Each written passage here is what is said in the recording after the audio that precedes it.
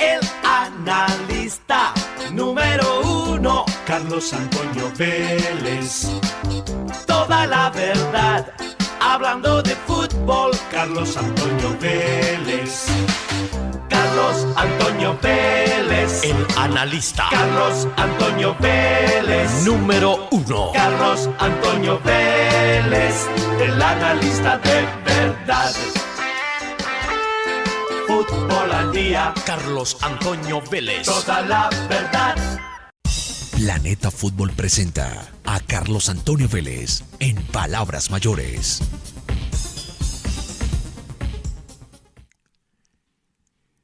En un mes y monedas serán las elecciones en Colombia, la primera vuelta. Vote responsablemente. Vote de manera enterada. No vote con el hígado. Vote con la cabeza.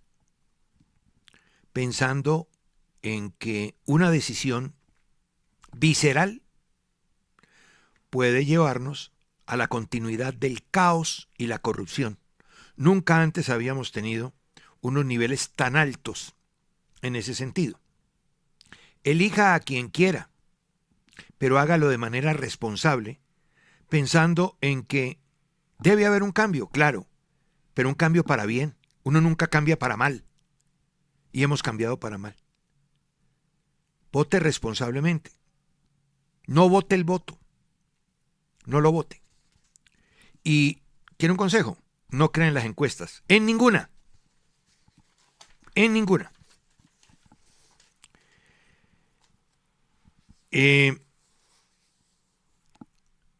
Tengo 10 conclusiones. Pudieran ser más.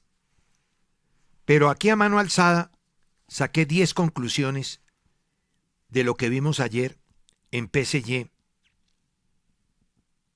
Bayern. Entendiendo que son dos equipos top, que son dos maneras de jugar arriesgadas, vendavales ofensivos, con desajustes defensivos propios por el vendaval ofensivo del rival. Y en un análisis previo aquí, manifesté que veía mucho más compacto al PSG que al Bayern. El Bayern había vivido contra el Madrid, por lo menos en la ida, de la gran actuación de Neuer. Y si no, y lo he dicho varias veces, se hubiera comido media docena, los mismos que ayer pudo haberse comido si esa pelota no pega en el palo al final. Pero se comió 5. Se comió 5. Es un equipo desajustado, evidentemente, y también lo es el PSG. Pero esos desajustes no les impide, o no le impide a ninguno de los dos, ser lo que son, equipos top. Lo que pasa es que cuando se enfrentan, sucede lo que sucedió ayer. Y es que la voracidad ofensiva de ambos, digamos que en cierto sentido justifica lo que sucedió defensivamente, advirtiendo que exprofeso, de antemano, sabíamos que ambos equipos, más el Bayern que el PSG, tenían desajustes defensivos. Pero cuando se enfrentan ante tanto poder de fuego, en ambos casos, esos desajustes generalmente se dan por la capacidad ofensiva del rival. Entonces, he sacado las siguientes conclusiones. La primera tiene que ver con el resultado. No siempre los 0-0 son malos. Para la mayoría de los peatones futbolísticos, el 0-0 es un desastre, es un pésimo partido. Y no es así. Como también, en segundo lugar, todos los 5-4, 5-5, 6-5, todos no son caóticos defensivamente. Cuando per se un equipo tiene problemas defensivos y el rival con muy poco le marca goles y se aprovecha de esos errores, eso es diferente, ese sí es el caos, a que enfrentes con desajustes a rivales que tienen un gran poder de fuego. Y ese fue el partido de ayer. Dos equipos voraces ofensivamente, los números lo demuestran, tridentes sonoros, el del Bayern, más de 100 goles, el Ciudadano, Liché, Lucho, y del otro lado, Dembélé, Kvaratskhelia y Doué. Entonces, ahí casi que se explica el por qué ese 5-4 no es el monumento al caos defensivo, es el monumento a la potencia ofensiva. Entonces, el tercer punto que explica todo esto que acabo de decir, el tercer punto tiene que ver con eso, con que fue el triunfo de los atacantes llenos de calidad individual y con asociaciones, interacciones y automatismos propios de equipos que tienen no solamente mucha información, sino mucho tiempo juntos. Con tridentes volcados, y esta es la cuarta conclusión, y bloques medios altos, es difícil sostener un equilibrio, un orden y una densidad. Muy difícil. Además porque la ida y vuelta,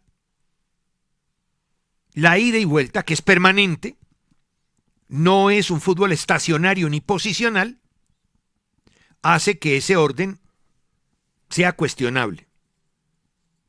En quinto lugar, un partido como este se hace brillante por los altos niveles de intensidad, de ida y vuelta, de ahogo, de presión, de bloque,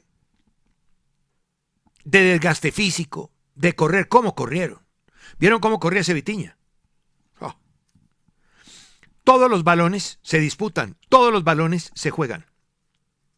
Entonces no solamente son jugadores de pelota, sino que también son jugadores de fútbol, por todo el aporte que hicieron en todo sentido. En sexto lugar, y aquí viene ya el lomito de mis conclusiones,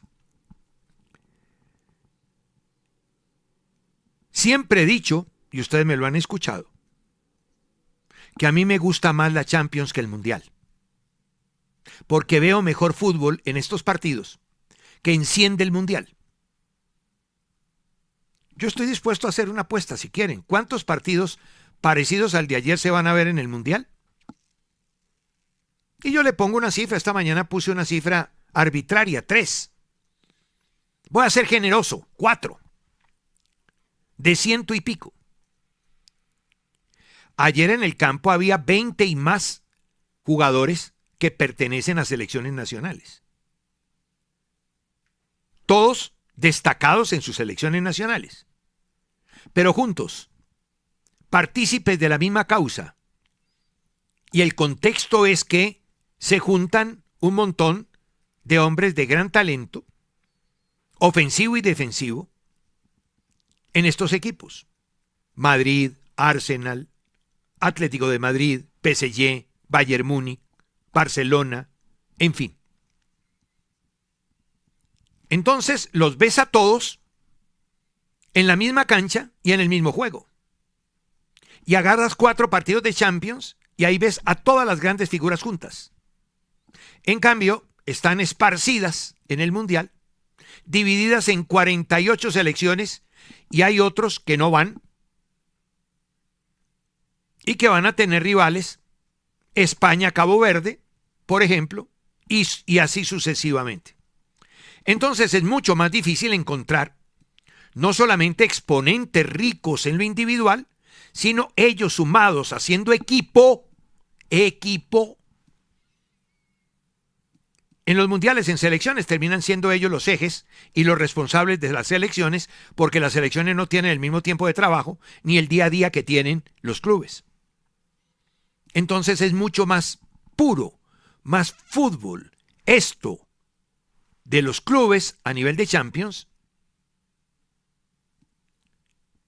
que las selecciones nacionales. Ayer había más de 20 en el campo. Más de 20. Viene el séptimo punto que seguramente muchos no quieren oír. Visto lo anterior, si uno se detiene a ver la ida y vuelta, el correr, el ritmo, la intensidad,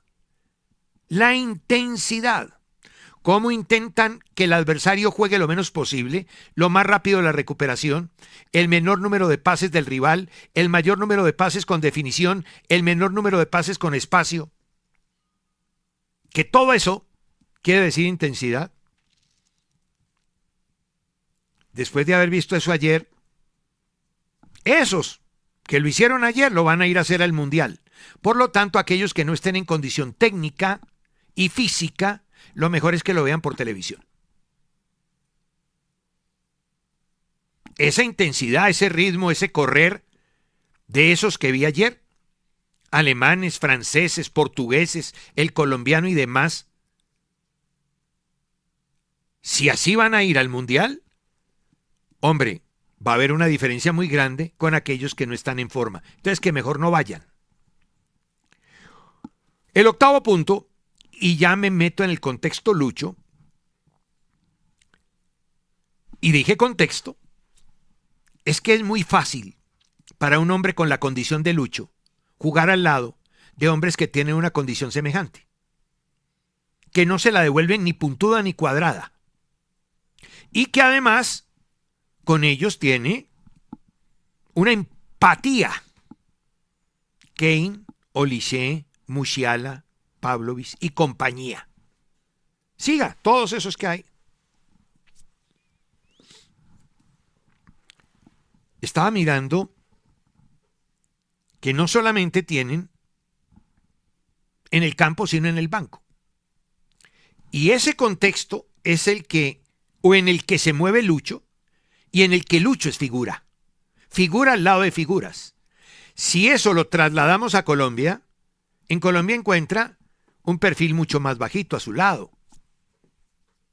Hay unos que son buenos, hay otros que no lo son tanto, y hay algunos que creen que todavía son buenos. Y entonces ahí es en donde viene el problema, que él no puede en ese contexto hacer lo que hace en ese otro contexto. Por eso Lucho allá se ve tan grande, tan grosso. Y aquí es él, esa frase que usaban con otros antes, es él y 10 más. El punto 9 es que aparte de lo que hizo, sí, porque, pues, ¿para qué vamos a llover sobre mojado?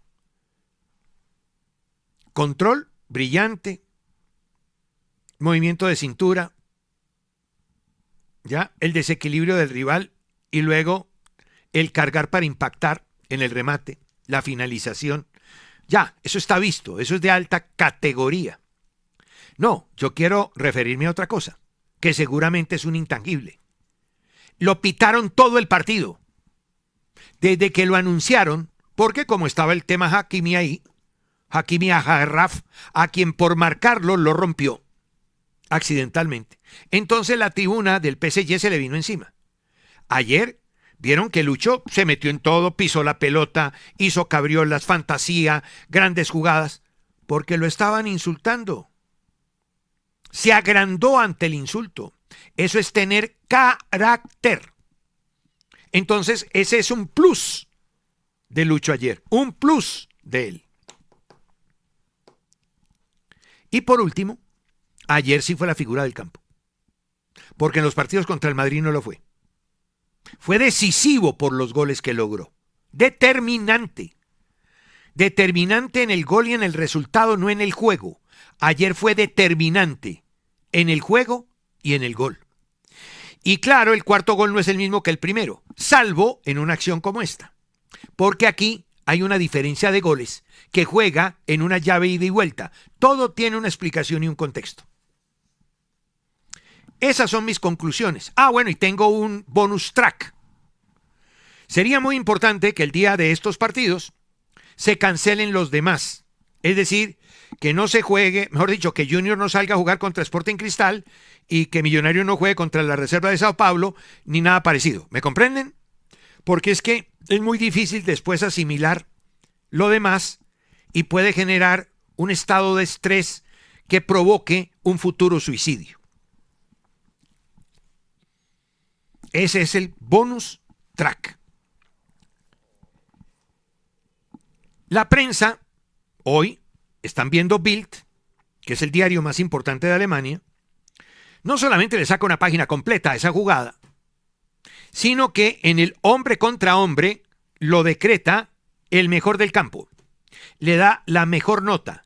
Ahí en ese cuadrito que ustedes están viendo en donde están las alineaciones, ahí le ponen a cada jugador un número, de 1 a 5. 5 el peor, 1 el mejor. La nota 1, Lucho Díaz, dice Bild, qué golazo para el 5-4, control de balón de clase mundial, una pequeña mezcla con Hakimi. Pues, eso de mezcla es una traducción literal, pero realmente lo que hizo fue un desequilibrio sobre Hakimi y una definición impecable. Además, provocó el penalti antes del descanso para el 1-0. Impresionante juego en el medio campo. El mejor jugador del Bayern. Calificación 1.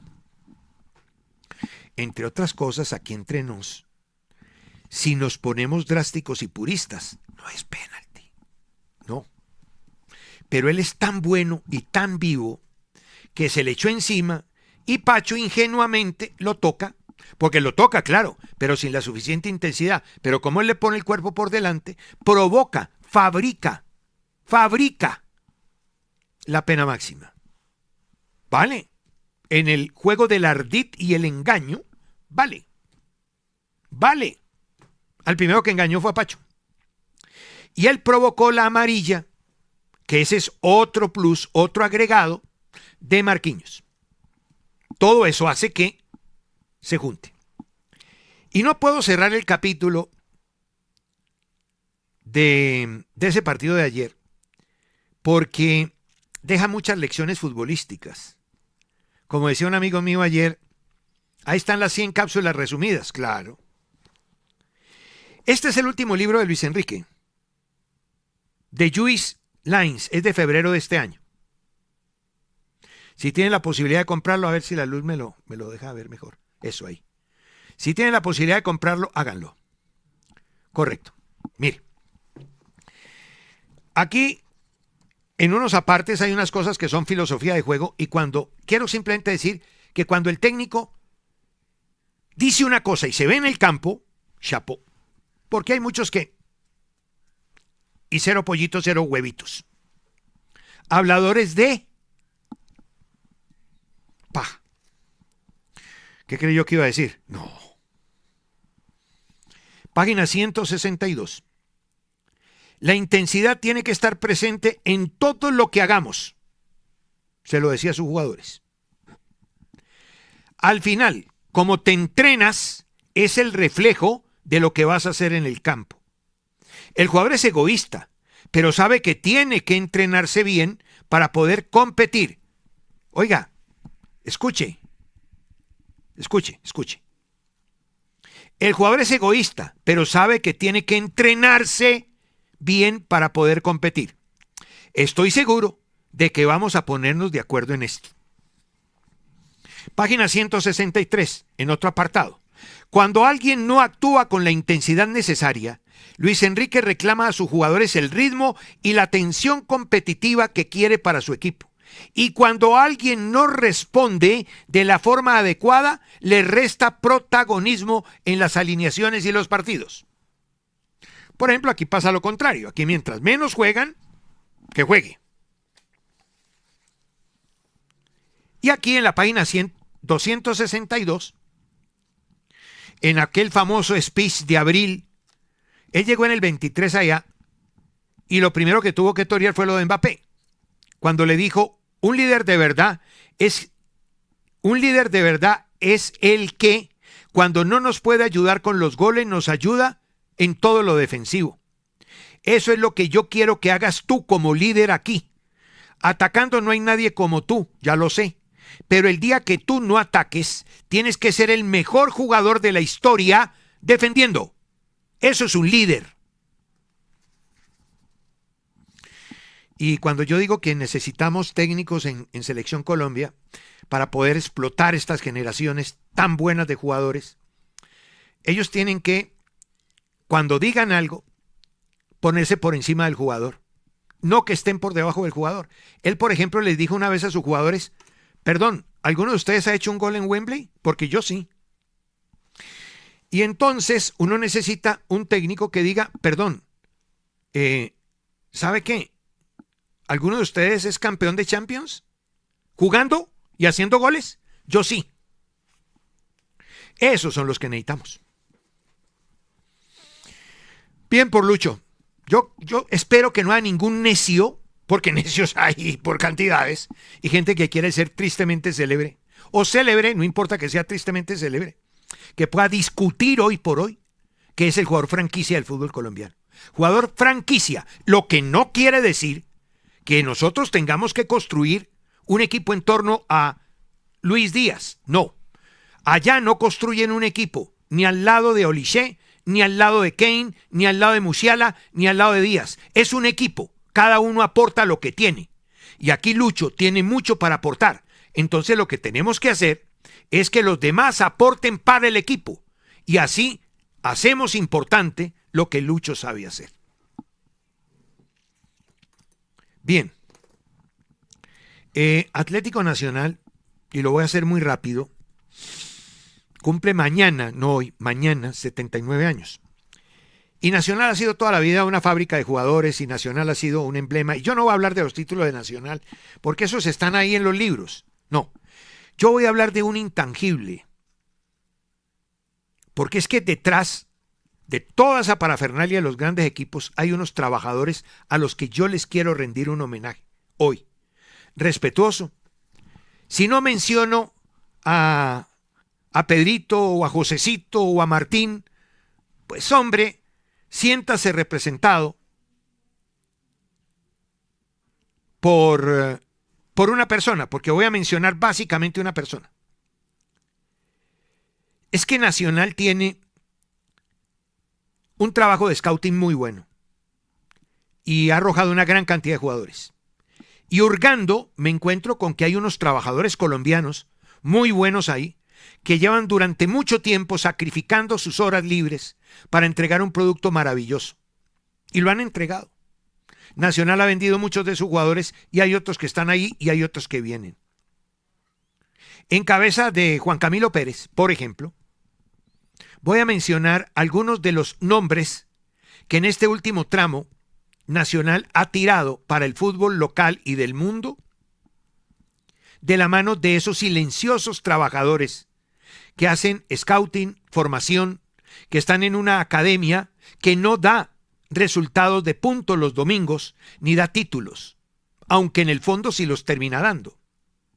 Pero gestionan los que mañana van a ganar esos títulos y los que van a sostener la economía de un club. De un club que cuesta dinero, porque todos los clubes grandes valen.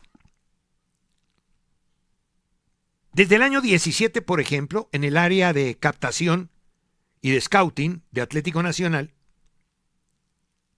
han salido Brian Córdoba, Gerson Mosquera, jugadores que actúan fuera del país, Gilmar Velázquez, Juan David Cabal, Nelson Palacios, John Elmer Solís, Brian Palacios, Jimmer Fori, Kevin Flores, Oscar Perea, Cristian Castro, Edier Ocampo, Ewil Murillo, Haider Asprilla, Jeicar Perlaza, Kilian Toscano, Luis Martínez, Emilio Aristizábal, Andy Batioja, Fabio Martínez, un central del 2006, Xavi Ríos, un centrocampista, Elkin Rivero, jugador de elección, Juan Manuel Rengifo, nuestro futuro generador de juego en Colombia, Juan José Rosa, Cristian Uribe, Jesús Chinchia, Simón García, Neider Parra, Luis Landazuri, y la lista sigue, y no tengo tiempo.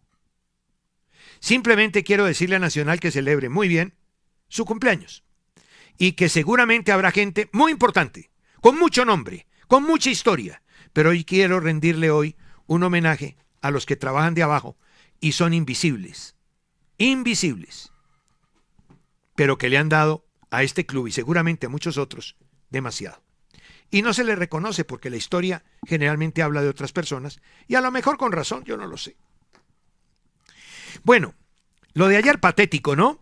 Salvo lo del Tolima, lo que yo veía más difícil, que era lo del Deportes Tolima, resultó siendo lo más cómodo. Ese es el Tolima que a mí me gusta, el que vi anoche. De la mano de Tatay, qué buen jugador es, pase filtrado. El contrario es buen equipo, solo que ayer, con su ánimo, que generalmente cuesta renunciar a él, en muchos casos por parte de aquellos y particularmente técnicos que educan a los equipos siempre caminando hacia adelante. Entonces hay un momento cuando el rival opone resistencia y genera las posibilidades de hacer daño, que eso se convierte, por ejemplo, el partirse, el dar espacio, en un arma en contra. Y ayer Coquimbo, con lo bueno que es, igual se dio unos espacios que Tolima manejó muy bien. Triunfo legítimo, muy bien logrado. Lo de Millonarios es lo mismo, más de lo mismo. Un equipo incapaz de romper un bloque bajo. El contrario, con suplentes, y eso se lo remarco, con suplentes. Ayer ese equipo salió en los primeros 15 minutos a hacer daño. Y casi que lo logra. Y ya después aguantó. Mire, Millonarios en el primer tiempo hizo un tiro a la puerta. 1. Así es muy difícil. Muy complicado. Un poquito más en el segundo tiempo cuando ellos empezaron ya a gestionar su resultado y armaron un 5-4 y se colgaron. Incluso muchas veces finalizando el partido tiraban la pelota de arriba y no había quien llegara. Y sin embargo, así todo, encontraron grietas y llegaron con absoluta facilidad. Millonarios sigue teniendo muchos problemas de marca, a la espalda de los laterales, ahí en las vecindades de Ureña. Ureña pesa en los remates de media distancia y en la salida del equipo, pero no es tan importante a la hora de la defensa, y si lo es, le toca solito,